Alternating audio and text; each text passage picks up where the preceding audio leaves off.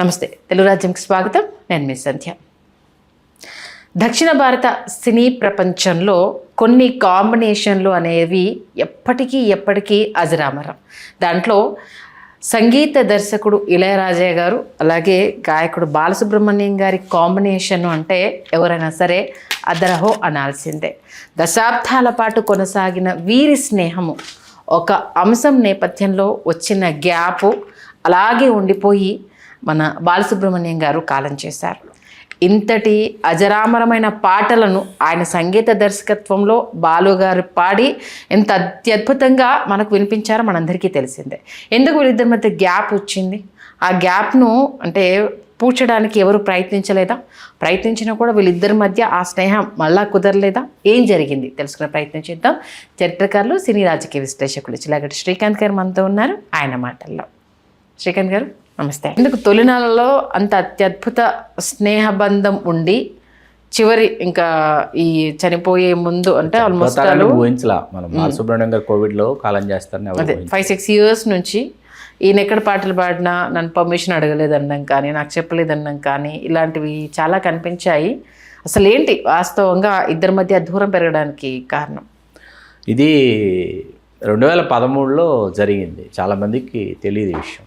2013లో ఏమైందంటే, ఇవాళ మన ఐడ్రీమ్ సంస్థ ఏదైతే ఉందో, ఐడ్రీమ్ వాసుదేవరెడ్డి గారు మీకు యునైటెడ్ స్టేట్స్ ఆఫ్ అమెరికాలో ఒక 10 కార్యక్రమాలు, 10 కాన్సర్ట్స్, ఇళయరాజా గారి కాన్సర్ట్స్ చేయాలని నిర్ణయించుకున్నారు. ఆ ఇన్విటేషన్ డిజైన్ జరుగుతుండగా కూడా మన ధనీ ఏలే గారు డిజైన్ చేశారు. ఆ ప్రోగ్రామ్కి సంబంధించిన ఒక అద్భుతమైనటువంటి ఇన్విటేషన్ కార్డ్ అనమాట. ఇళయరాజా గారి సారథ్యంలో ఆయన సంగీతం చేసినటువంటి పాటలలో పాటలు పాడటానికి తెలుగు, తమిళ, మలయాళం, ఇట్లా కన్నడ అన్ని భాషల్లో ఆయన చేసిన పాటలు పాడటానికి ఎస్పి బాలసుబ్రహ్మణ్యం గారు, నాగూర్ బాబు గారు, యేసుదాస్ గారు, చిత్ర గారు, అసలు ఎవరు వెళ్ళలేదో చెప్పడం కష్టం. వీళ్ళతో పాటు మరికొంతమంది ఔత్సాహిక గాయకులు కూడా ఈ కార్యక్రమంలో ఉన్నారు.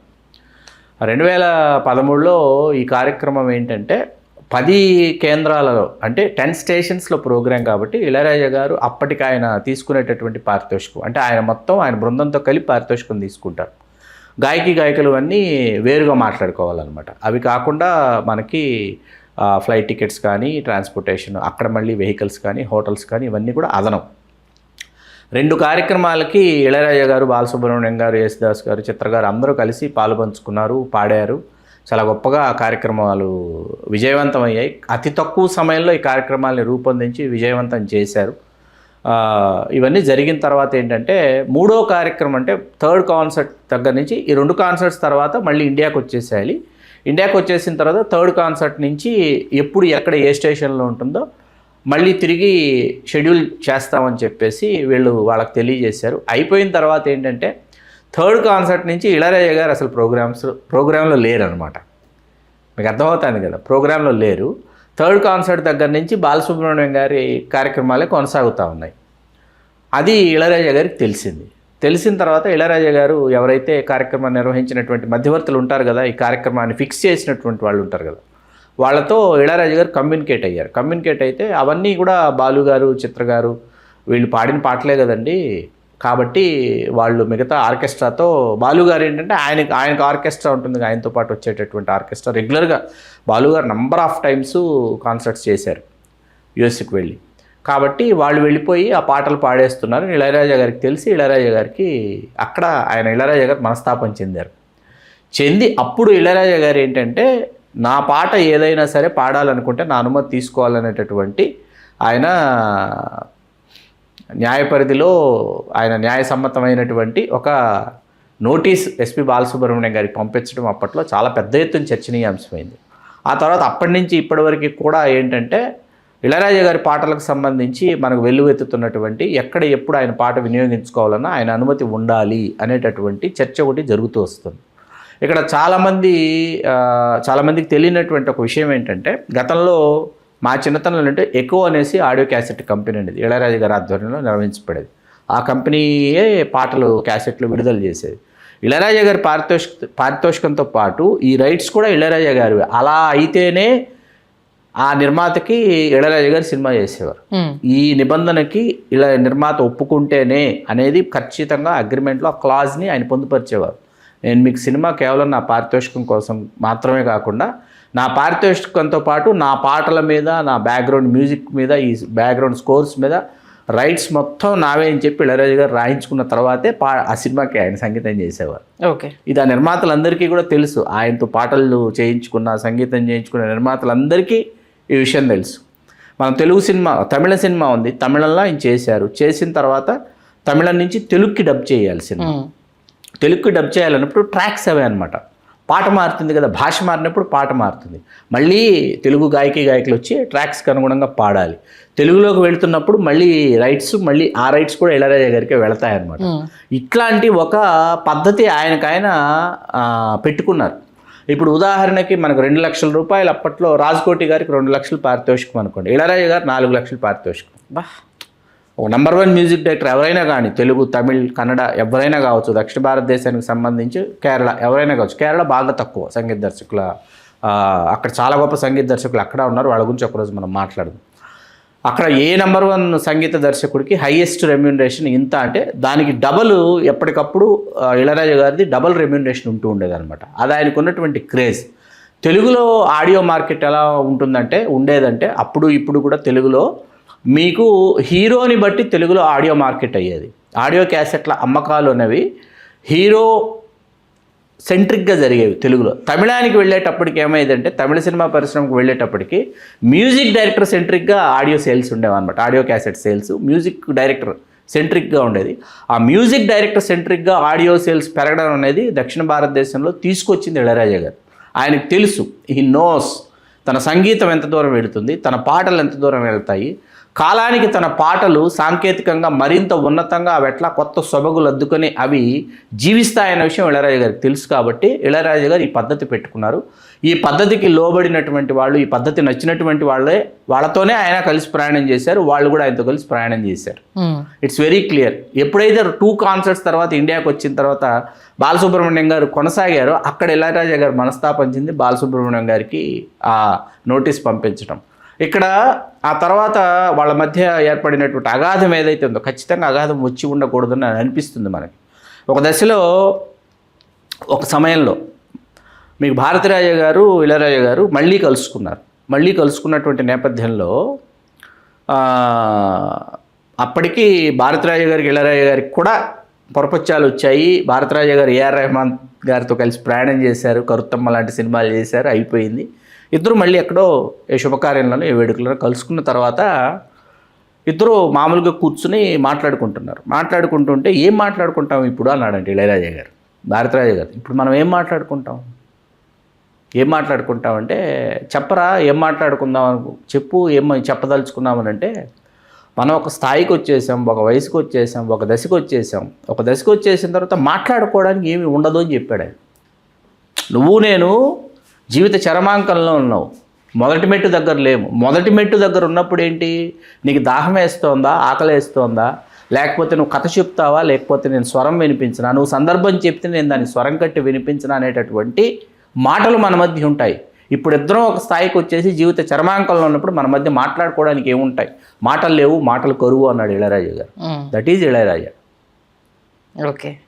ఆయన ఇప్పటికీ మర్చిపోలేను. బాలు గారు నిష్క్రమించారు అని తెలిసిన తర్వాత ఇళయరాజా గారు అప్పటికి ఏదో ఆయన పుణ్యక్షేత్రాలు సందర్శిస్తున్నటువంటి సందర్భంగా ఒక దీపాన్ని తీసుకుని వెళ్ళి ఆయన భగవంతుడికి, ఈ దీపం నిన్ను చేరుకుందని చెప్పి ఆయన చెప్పిన విషయం నాకు ఇప్పటికీ నా కళ్ళ ముందు మెదలాడుతుంది. అది వాళ్ళ బంధం ఏంటంటే, ఇళయరాజా గారు, భారతీరాజా గారు, ఎస్పి బాలసుబ్రహ్మణ్యం గారు, ఇదేమిటంటే భగవంతుడు వాళ్ళని మన కోసం పంపించాడు.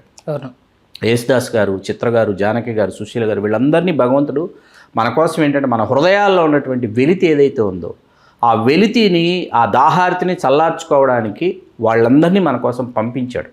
వాళ్ళని మనం ఏంటంటే ఇటువంటి అంశాలకి మనం వాళ్ళని అతీతంగా చూడాలి. అట్లాగే నాగూర్ బాబు గారి యొక్క, మనకు తెలుగులో నాగూర్ బాబు గారు, తమిళంలో మనం, వారి సేవలు కూడా తెలుగు సినిమా పరిశ్రమకు వారు అందించిన సేవలు అద్వితీయం అన్నమాట.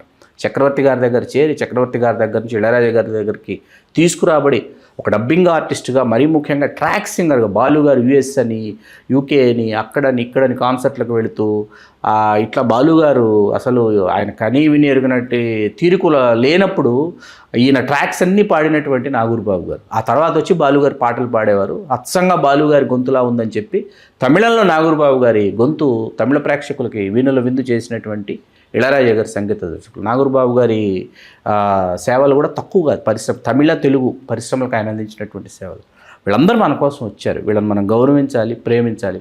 వాళ్ళ మధ్య ఉన్నటువంటి పొరపత్యాల గురించి మాట్లాడుకుంటా, వాళ్ళ మధ్య ఉన్నటువంటి కొన్ని అసమతుల్యతల గురించి మనం చర్చించుకుంటా, వాళ్ళని మనం ఒక్కొక్కసారి మనమే తెలియకుండా కించపరుస్తున్నామేమో అని అనిపిస్తుంది.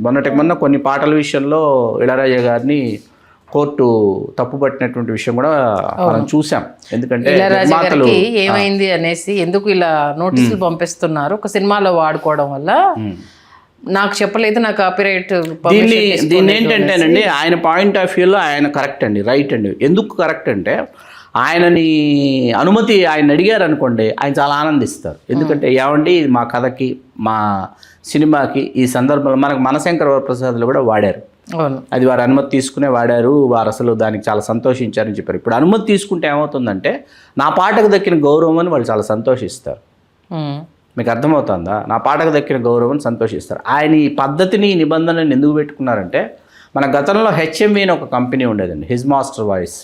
హెచ్ఎంఈ కంపెనీ ఏం చేసిందంటే, వన్స్ మీరు పాడేసిన తర్వాత, మీరు ఆ కంపెనీకి రాసి ఇచ్చేసిన తర్వాత, మీకు అసలు ఏ టర్మ్స్ ఏ కండిషన్స్ కింద మీరు సంతకం పెడుతున్నారు కూడా తెలియకుండా గాయకులు సంతకాలు పెట్టినటువంటి సందర్భాలు ఉన్నాయి. వాళ్ళు హిజ్ మాస్టర్ వాయిస్ అసలు రాయల్టీ రూపంలో ఘంటసాల గారికి వీళ్ళకి ఆలోచిస్తే, పీలీల గారు వీళ్ళందరూ అప్పట్లో, సుశీల గారు, జానకి గారు వీళ్ళందరూ పాడిన పాటలకి ఆలోచిస్తే వాళ్ళకి దక్కాల్సినటువంటి పారితోషికాలు వాళ్ళు అనుకున్నటువంటి స్థాయిలో 0.5% లాగా కూడా మాకు అందలేదని వాళ్ళు వాపోయి ఇంటర్వ్యూలు ఇచ్చిన సందర్భాలు ఉన్నాయి అన్నమాట. కాబట్టి ఈయనకు తెలిసి ఇళయరాజా గారికి ఈ పరమైనటువంటి ఏం జరుగుతుందో తెలిసి ఆయన తన పాటని కాపాడుకోవడానికి, ఆయన తన పాటని చిరంజీవిగా చిరకాలం చిరస్థాయిగా నిలుపుకోవడానికి ఆయన ఇవాళ ఇళయరాజా అఫీషియల్ అని చెప్పేసి ఆయన ఇవాళ మనకి యూట్యూబ్లో ఆయన అఫీషియల్ అకౌంట్ ఉంది. ఆ అకౌంట్ ద్వారా ఆయన రీమాస్టర్ చేయించేసి ఆయన ఈ డిజిటల్ యుగంలో, డిజిటల్ ప్రపంచంలో ఆయన తన పాటల్ని సరికొత్తగా మనకు వినిపిస్తున్నారు. చాలా గొప్ప పాటలు మనం ఇవాళ వినగలుగుతున్నామంటే ఇళయరాజా అఫీషియల్ ద్వారా ఆయన అందిస్తున్నటువంటి పాటలు అన్నమాట.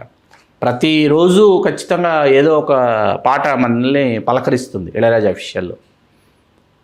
ఓహో ఈ తమిళం పాట నుంచి ఈ తెలుగు పాట వచ్చిందా, ఓహో తెలుగులో మాత్రమే చేసిన ఈ పాట ఆ తర్వాత తమిళంలో ఈ సంవత్సరం తర్వాత ఫలానా సినిమాలో ఫలానా పాటగా వచ్చిందా అని చెప్పేసి ఒకంత ఆశ్చర్యపోయేటటువంటి స్థాయిలో ఇళయరాజా అఫీషియల్ ఈవేళ గొప్పగా సంగీత ప్రియుల్ని, మరీ ముఖ్యంగా ఇళయరాజా గారి అభిమానుల్ని అలరిస్తుంది. అలాగే ఆయన అప్పుడు రియాక్ట్ అయ్యారు. ఇళయరాజా గారు నోటీసులు పంపించారు, ఆయన కోరుకున్నట్లుగానే ఇక మీదట ఆయన పాటలు నేను పాడబోను అనేసి అంటూ స్టేజ్ పైన ఆయన చెప్పారు. కానీ దశాబ్దాల ఈ ప్రయాణం ఇక్కడ ఆగిపోతుందని అనుకోలేదు అంటూ కూడా చాలా కూల్గానే రియాక్ట్ అయ్యారు.